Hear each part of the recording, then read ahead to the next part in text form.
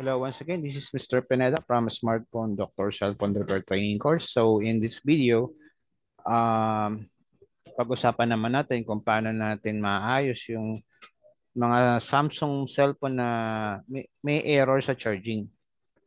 Okay, so ano-ano yung mga error na yun? Halimbawa, pag sinaksak mo may lumalabas na iba't ibang, minsan orange, minsan dilaw, no? Tapos minsan yung may triangle and also may lumalabas na battery temperature too high, battery temperature too low. So may problema sa yung tinatawag natin na temperature error, no? So paano natin masosolve yun at bakit kailangan nating isolve yung ganong problema? Kasi kaya kaya yan nagkakaroon ng ganyang problema, karaniwan yan nababasa. So, yung tubig pumapasok yan dun sa charging port. Pag pumasok sa charging port, mababasa yung mga electronics component dun sa charging board at doon na nagkakaroon ng error. Okay? So, pag nag-error na yan, ayun, hindi na mag-charge yung cellphone. Laging error ng error hanggang basta malobat na yan. So bakit kailangan nating i-repair yan? Kasi halimbawa, kung karaniwan kasi, nasosolve natin yan by simply replacing na lang ng charging board. Yung pinakamadali. Kaya lang, problem with that is yung pagka original kasi, yung original yung ating charging board, gumagana yung signal. Minsan yun yung na-encounter ko eh. Pero pag bumili tayo ng yung pamalit na board, hindi na gumagana yung signal. Yun isa sa nagiging challenge o problema kapag nagpapalit naman tayo ng charging board. Or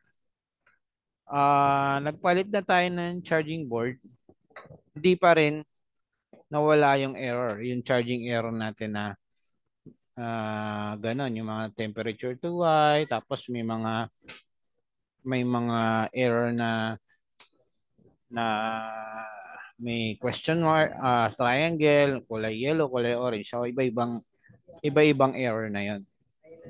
Okay? So yun ang disadvantage kapag wala tayong idea kung paano natin siya isosolve, kung paano natin siya i-repair yung mga ganong sira ng cellphone.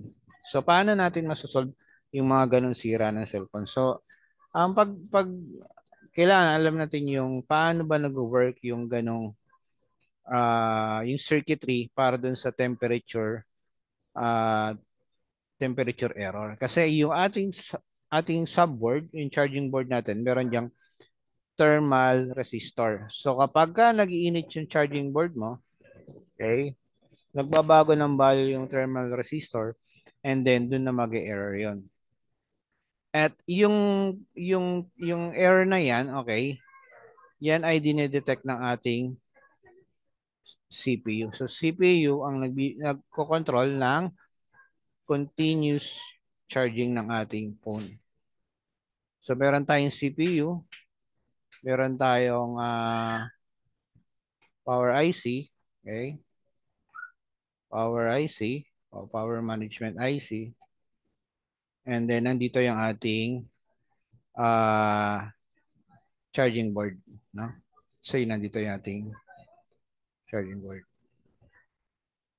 And then dun sa main board mo, let's say ito yung ating main board, motherboard natin, ito yung charging board. Okay, meron yang yung tinatawag natin FPC connector. So example lang ito lang yung FPC connector natin. Okay. So ang nangyayari diyan sa circuitry ng ganyan, okay? Yung ating power IC magsasend niya ng voltage sa ating subboard, sa isa sa pinang subboard. So ilang volts 'yan? Mga around 1.8 volts. Okay? And then papasok 'yan dun sa ating subboard, meron diyang dalawang resistor. Okay?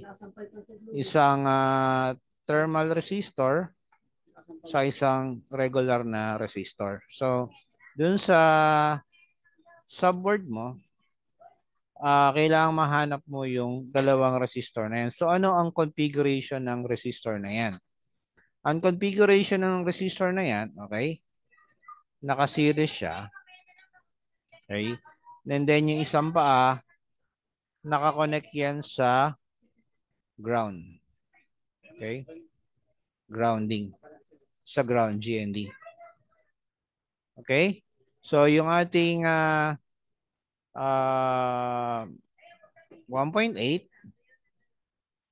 okay, papasok yan dito sa resistor na yan. Okay? So, kung ang value ng resistor nito ay thermal resistor natin, let's say 1K o 2,000K or 1.5, say let's say 100K, and then yung isang resistor natin, and then yung thermal resistor natin is 100K din. Okay?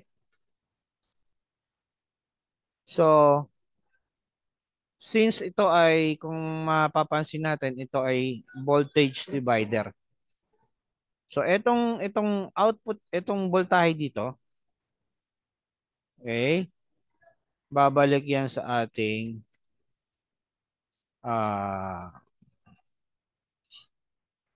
connector. Okay? Ang gulo na ng drawing ko, iba-iba. Sa ipambura ko. Burahin ka to.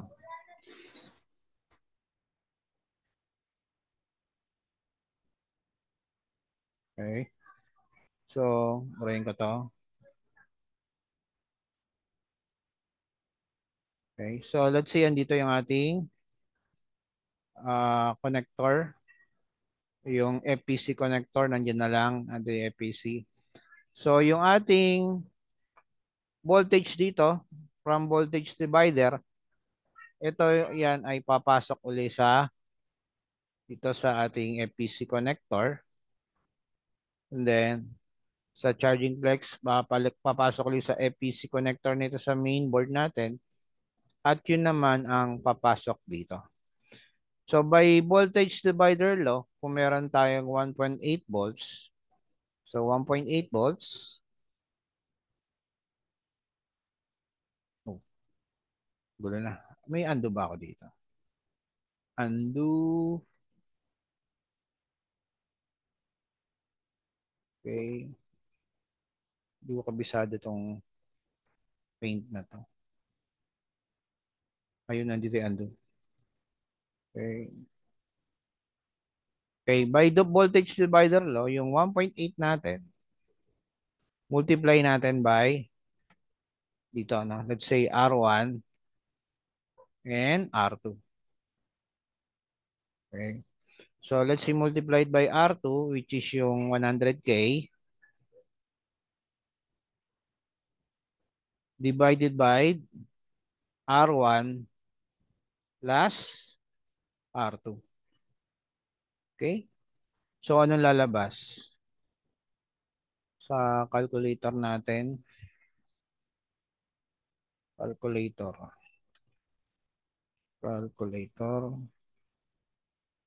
Yun yung calculator. So, 1.8 times 100. Okay, divided by 100 plus 100, 200. So, equals 0.9. Okay? 0.9. So, dapat ang voltage dito na ma-measure natin is 0.9. So, yan yung voltage na yan. Yan naman yung voltahe na madedetect ng CPU. So, actually, approximately, minsan 0.6 to 0.9. Okay? Ganyan. In between yan. 0.6 to 0.9. Yan yung voltage na nakuha natin from using voltage divider law. Okay? So, unang-una, kailangan mong palitan. Halimbawa, kung pinalitan mo nga mo yung charging board mo, kung gumana nga, nagcha-charge na, pero I mean, walang signal, yun ang problema. Or pwede rin namang pinalitan mo na, okay? May signal pa rin, pero error pa rin. So ano-ano yung mga dapat mong i-check? Kapag nagpalit ka na ng charging board at error pa rin pero okay naman signal, okay? Kailangan mong i-check kung umaabot ba yung alin, yung mga signal na to. Etong 1.8 saka 0.9. Yung 1.8 natin, titingnan mo kung umaabot ba galing sa connector dito, galing yan sa power IC, kung nakakarating ba sa connector natin dito. Okay? Also, pabalik naman yung 0.6 to 0.9, i-check mo naman kung umaabot siya packet. Kung may measure ka ditong 0.6, okay? Pupunta sa ating FPC connector, then papanek FPC connector na naman, and then pupunta dito sa 0.9. So, kung nagpalit ka at uh, error pa rin. Ngayon, kung kung nagpalit ka, ayaw gumana ng signal, syempre, kailangan i-repair mo yung charging board. So, kailangan mong i-trace itong R1 and R2 mo, yung thermal resistor mo. Okay? So, meron ako ditong charging board, and then pakita ko sa inyo kung paano niyo iti-trace yung charging board na yan. Okay? So, pwede mo siyang iset sa mode. Set natin siya sa buzzer. So, pag nag-buzzer, pag pinagdikit mo yung iyong tweezer, tutunog yung multimeter mo. Okay? Okay. So, check ko muna kung okay.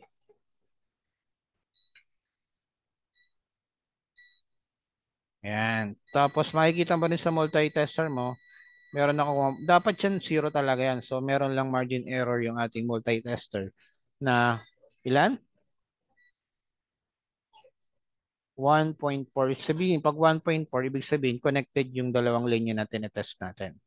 So, ang gagawin natin dito, hahanapin natin dito yung dalawang resistor na sinasabi ko, yung R1 and R2. Nasaan dito yung thermal resistor na yon, at from there, pwede mong hanapin kung meron ka bang nakukuhang 1.8 volts galing sa power IC mo, and dun sa voltage divider niya, meron ka bang nakukuha na around 0.6 to 1.9.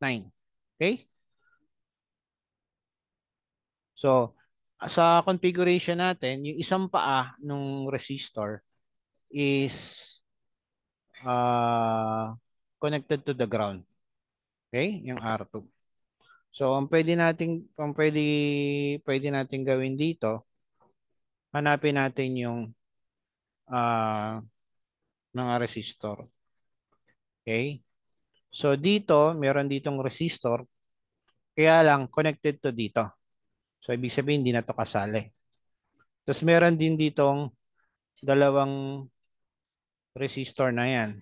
Okay? So, ito could be, pwede rin coil to. Okay? Pwede rin resistor. So, meron din dito. Okay? So i-check ko siya. Ay, hindi pala nakashare yung camera ko. Basta ito yung ating configuration. Okay. So, ito yung dalawang resistor na o coil. Di natin sure kung ano to. Pwede rin coil, pwede rin resistor. Okay. So, sabi natin, yung isang pa connected to the ground. Pero hindi naman siya nag-beep. Okay. So, ito rin, ganun din. Walang nag-beep. Okay.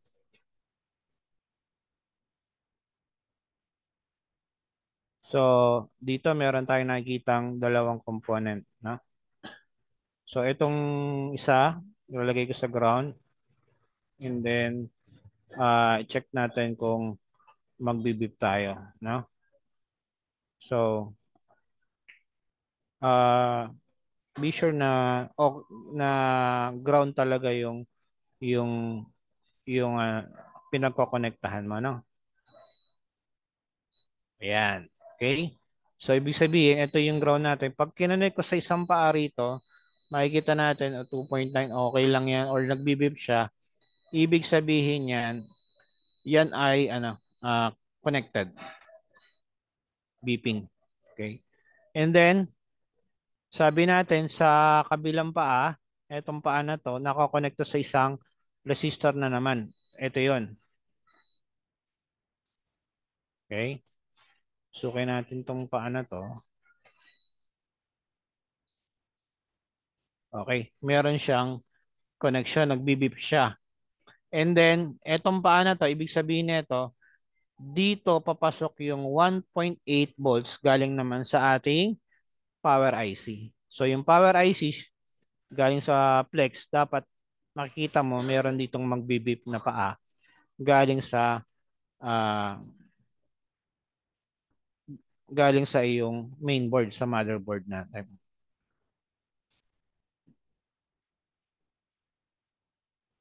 Okay? So, isa-isay natin yung paa dito. Tingnan mo kung merong magbibip. Okay? O kaya pwede mong slide kung nagmamadali ka.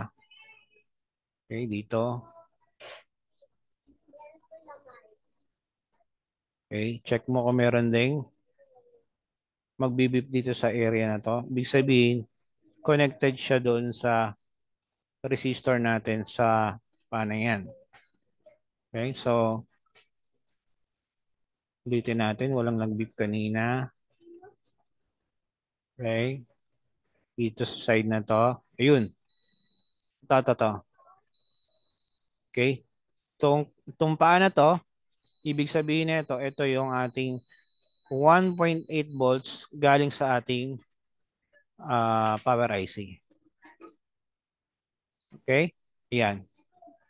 Okay, so ito yung 1.8 volts. Then meron tayo ditong voltage divider. Ito nakakonect sa ground. So itong gitna na to, papanek to sa ating motherboard na naman, papunta naman ng CPU.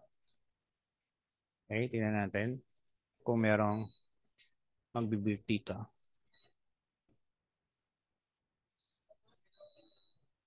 Okay. Natin.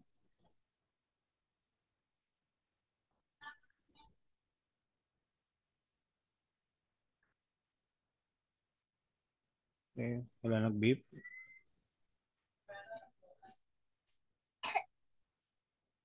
Okay. So, isayin mo yan. Dapat dyan. Ayun. Ito. Itong paa na to, ito yung 0.6 to 0.9 volts. Itong line na to, itong paa na to, okay, ito yung line papunta naman ng ating CPU. Okay, dapat meron kang ma-measure dyan na 0.6 to 0.9 volts. Okay? So, ganun yung configuration ng pag-solve ng mga temperature error ng mga Samsung. Okay? So, hindi lang yung pagpalit ng charging board, especially kung minsan kung di gumagana yung signal, kailangan mong i-repair mismo yung charging board na yun. At para magawa yan, kailangan matrace mo yung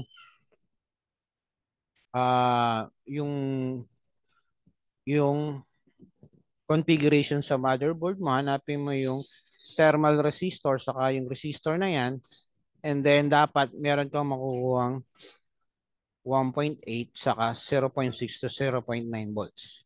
Yung 1.8 galing yan sa iyong power IC at 0.6 yan naman papuntang CPU para ma-sense niya kung normal yung temperature or walang nag-overheat dun sa charging board. Okay? So, yun ang pagsosolve ng mga mayroong uh, temperature error sa mga uh, Samsung. Okay? Madalas nangyayari yan. Okay? So,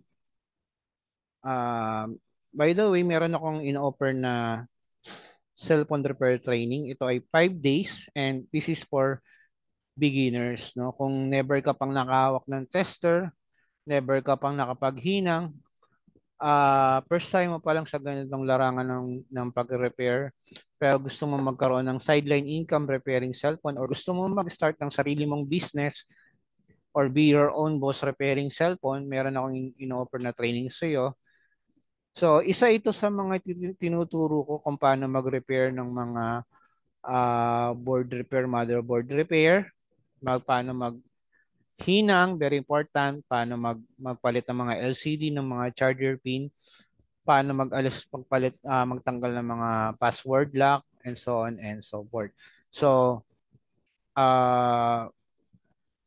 yun yung mga ino-offer natin. So, itong shinare ko sa inyo, ang kagandahan nito, uh, yung mga gantong error, no? Kung hindi na solve sa pagpapalit ng charging board, kung masasolve mo 'yung gantong error, maaari kang kumita ng mga 800 to 1.5 or depende kasi yan sa model or brand ng nire-repair mo. So halimbawa, makasingil ka lang ng 1,000 sa mga gantong model, makaisang cellphone ka lang, maaari kang kumita ng 30,000 a month sa isang cellphone. So, yun ang kagandahan ng ganitong may idea ka sa pag-repair ng ganyan. So, once again, kung ikaw ay beginner and you want to learn how to fix cellphone, send me PM para mapag-usapan natin kung paano kita matuturuan o matitrain sa pag-repair ng cellphone. So, once again, this is Mr. Pineda from Smartphone Doctor Cellphone Repair Training Course. Have a great day, everyone. Bye.